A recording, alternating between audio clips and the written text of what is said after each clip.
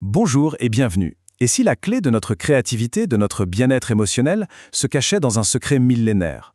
Aujourd'hui, on plonge ensemble dans l'univers du Svadhisthana, le fameux chakra sacré, une source d'énergie qui ne demande qu'à être libérée.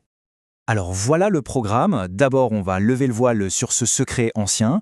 Ensuite, on explorera ce qu'est ce centre de créativité. On apprendra à reconnaître les signes quand ça coince un peu. Et puis surtout, on verra des techniques très simples pour libérer tout ce potentiel et l'intégrer dans notre vie de tous les jours. Allez, on commence par le début. Le système des chakras, ça nous vient d'une sagesse indienne très ancienne. En gros, ça décrit des centres d'énergie qui, depuis des siècles, sont connus pour avoir une influence directe sur notre bien-être général. C'est vraiment la question centrale, ici. L'idée, c'est qu'il existe une énergie intérieure, déjà là, prête à tout illuminer dans notre vie créative et émotionnelle. Le tout, c'est simplement d'apprendre à la connaître et à lui ouvrir la porte. Alors allons-y, allons droit au but. C'est quoi exactement ce Svadhisthana? Eh bien, c'est le deuxième des 7 chakras principaux. Ce centre d'énergie, on le trouve juste en dessous du nombril, dans la région du bassin.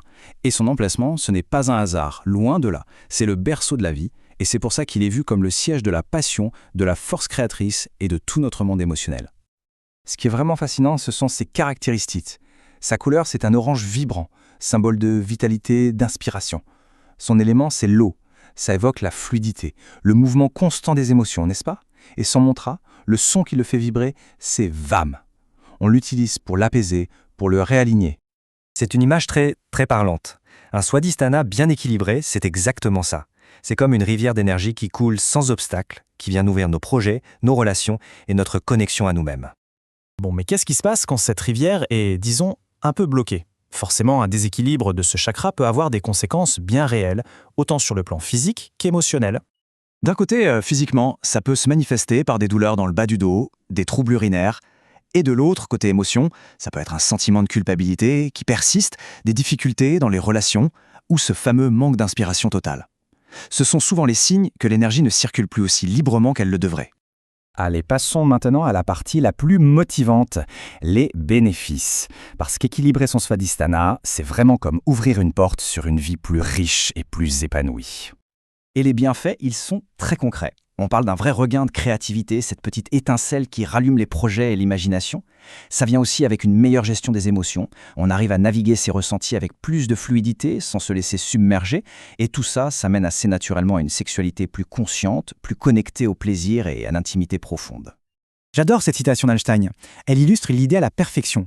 Harmoniser ce chakra, c'est un peu permettre à notre intelligence de s'amuser à nouveau, de retrouver cette spontanéité, cette joie pure dans notre façon de nous exprimer. Bon, maintenant, entrons dans le vif du sujet. Comment on fait concrètement pour rééquilibrer tout ça? Il existe des pratiques qui sont à la fois simples et super efficaces pour réveiller ce centre d'énergie.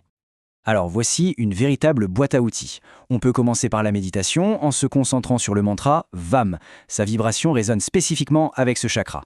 Le yoga, c'est un allié de taille, surtout les postures qui ouvrent les hanches, comme la déesse ou le pigeon, ça aide à libérer les tensions émotionnelles qui s'y logent souvent. On peut aussi se reconnecter à l'élément eau, un bon bain, une balade au bord d'un lac, pour retrouver cette fluidité. L'alimentation a aussi son rôle en favorisant des aliments hydratants. Pour ceux qui aiment les cristaux, la cornaline est top pour la créativité et la pierre de lune aide à calmer les émotions. Et enfin, le plus direct, se lancer dans une activité créative. Peinture, danse, écriture, peu importe, l'idée c'est de laisser l'énergie s'exprimer. L'idée, ce n'est pas de faire un effort énorme une seule fois, c'est plutôt d'intégrer de petites habitudes, des rituels nourrissants dans la vie de tous les jours. Et pour ça, il y a 3 pratiques super accessibles. La première, le journaling émotionnel. On prend un carnet et on note ses désirs, ses ressentis, sans se juger. Ça aide énormément à s'accepter. Une autre, c'est la danse intuitive. On met de la musique et on laisse simplement le corps bouger comme il en a envie. C'est une expression pure. Et enfin, tout simplement, s'accorder des moments de plaisir simple, de contemplation. C'est essentiel pour nourrir ce besoin de joie de notre chakra sacré. Voilà le point qu'il faut vraiment retenir. S'occuper de ce chakra, ce n'est pas juste un petit exercice spirituel. C'est un véritable acte de transformation personnelle. C'est comme activer une source d'énergie intérieure dont les bienfaits vont se répercuter dans tous les domaines de notre vie. Et on termine sur cette question.